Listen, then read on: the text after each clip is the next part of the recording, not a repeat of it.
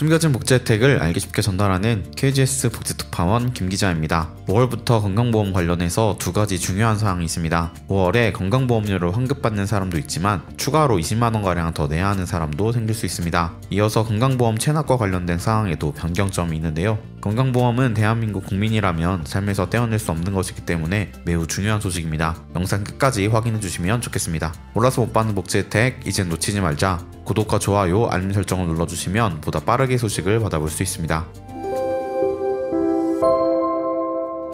매년 2월이 되면 지난해 근로소득에 대한 연말정산으로 13월에 보너스를 받기도 하고 반대로 세금 폭탄을 맞기도 하는데요. 이런 직장인들의 명함교차는 4월에 진행되는 건강보험료 정산으로 또다시 희비가 나뉘게 됩니다. 작년 임금 인상 등으로 소득이 오른 직장인은 더 내지 않았던 건보료를 추가로 납부해야 하지만 봉급 인하 등으로 소득이 쪼그라든 직장인은 더 많이 냈던 건보료를 돌려받게 됩니다. 국민건강보험공단은 해마다 4월이면 직장가입자를 대상으로 연말정산을 진행합니다. 건보공단은 이를 위한 사전작업으로 전국의 각 사업장 사용자에게 2023년에 근로자에게 지급한 보수총액과 근무 월수를 적은 보수총액 보고서를 작성해 3월 10일까지 제출해달라고 안내했는데요. 직장가입자 보험료 연말정산은 전년도 보수총액을 기준으로 우선 부과한 2023년 보험료와 2023년도 실제로 받은 보수총액으로 산정한 확정보험료의 차액을 2024년 4월분 보험료에 추가 부과 또는 반환하는 절차를 말합니다. 정산 과정에서 지난해 월급 등이 오르거나 호봉 승급 승진으로 소득이 증가한 직장인은 건보료를 더 내야 하고 반대로 임금이 깎이는 등의 이유로 소득이 감소한 직장인은 건보료를 돌려받습니다. 건보공단에 따르면 직장가입자 1626만 명의 2023년 총 정산금액은 3조 925억 원으로 전년 대비 약 16.8%포인트 감소한 것으로 나타났습니다. 그렇다면 추가 납부 및 환급비 수준은 어떻게 될까요? 지난해의 경우 월급 등 보수가 늘어난 1011만 명은 1인당 평균 약 21만 원을 추가로 냈고 보수가 줄어든 301만 명은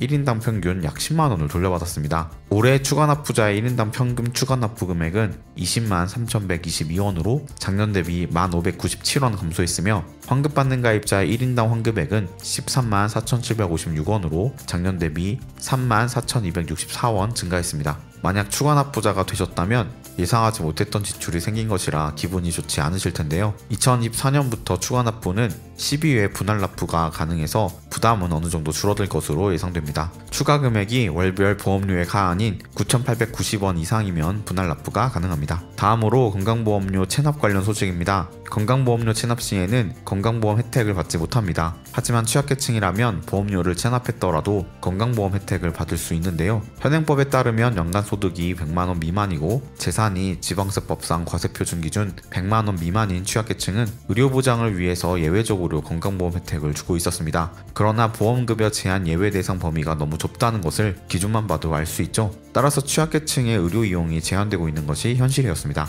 이런 상황에서 정부는 법을 개정하여서 건강보험료를 체납하더라도 건강보험 혜택을 받을 수 있는 대상을 연간소득 100만원 미만에서 336만원 미만으로 재산 100만원 미만에서 450만원 미만으로 확대하였습니다. 만약에 건보료 체납으로 아파도 병원 못 가셨던 분들 오늘부터는 꼭 진료 받으시기를 바랍니다. 국민건강보험공단은 취약계층의 건강증진을 위해 다양한 사회공헌 활동을 펼치고 있는데요. 시설 입소 아동이 건강하게 자립할 수 있도록 경제적으로 지원하는 한편 지역 의료봉사도 꾸준히 이어가고 있습니다. 건보공단은 지난 4월 31일 시설 입소 아동을 위한 일생동행 장기 프로젝트 선포식을 열었습니다. 이 프로젝트는 시설 입소 아동이 만 18세가 되는 해까지 공단 사회공헌 기금을 활용해 지속해서 후원하는 사업인데요. 만 18세까지 시설에서 생활하는 시설 입소 아동들이 건강하게 성장할 수 있도록 매월 공단 직원이 자발적으로 모급한 사회공헌 기금을 보호아동이 속한 시설 계좌와 아동 개인 계좌로 기부하는 것입니다. 또한 건보공단은 경제적 이유로 치료를 중단했거나 질병치료, 진단검사 등 꼭 필요한 진료를 받지 못하고 있는 아동과 청소년을 대상으로 진료비도 지원하고 있습니다. 다양한 방식으로 의료 사각지대를 줄이려고 노력하는 정부의 일이 더욱 효과적으로 지속되었으면 좋겠습니다.